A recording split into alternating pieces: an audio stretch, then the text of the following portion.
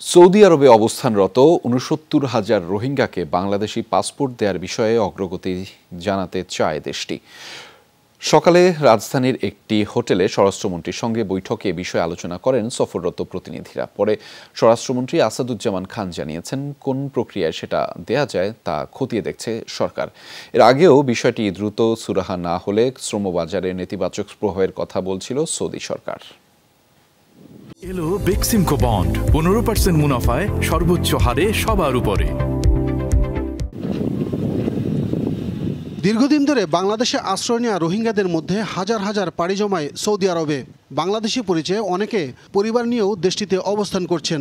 এদের মধ্যে প্রায় ৭০,০০০ রোহিঙ্গাকে চিহ্নিত করেছে সৌদি আরব। তাদেরই বৈধতার জন্য বাংলাদেশি পাসপোর্ট দিতে চাপ দিয়ে আসছে মধ্যপ্রাচ্যের দেশটি। এবারও সংক্ষিপ্ত সফরে এসে দ্বিপাক্ষিক বৈঠকে রোহিঙ্গাদের পাসপোর্ট বিষয়ে সবশেষ অগ্রগতির কথা জানতে চান কর্মকর্তারা। উচ্চ পর্যায়ের প্রতিনিধি দলটিকে আশ্বস্ত করা হয় বাংলাদেশের পক্ষ থেকে।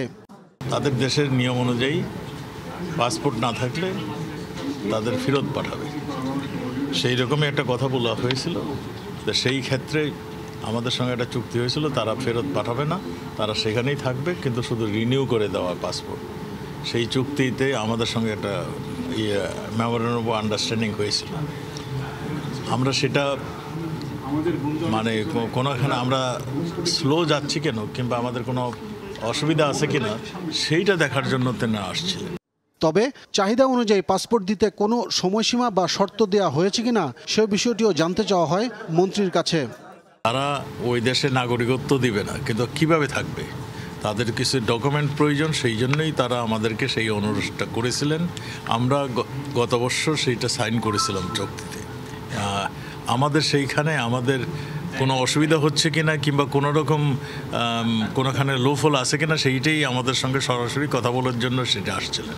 এছাড়াও হাজিদের ভিসা, আনসার সদস্যদের সৌদি আরবে নিয়োগ, বন্দি বিনিময় সহ নানা বিষয়ে আলোচনা হয়েছে দ্বিপাক্ষিক বৈঠকে। তবে সৌদি প্রতিনিধিরা গণমাধ্যমের সাথে কোনো কথা বলেননি।